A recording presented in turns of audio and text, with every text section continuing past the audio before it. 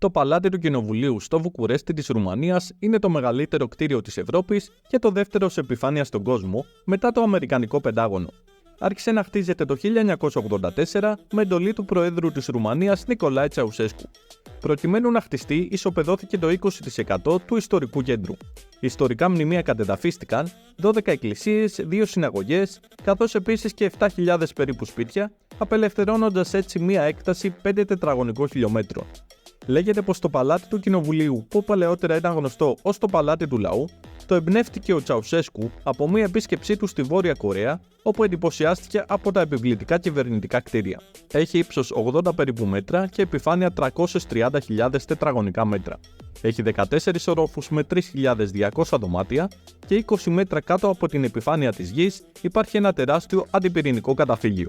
Σήμερα στεγάζει τη Βουλή και την Γερουσία, καθώς επίσης και ένα διεθνές συνεδριακό κέντρο.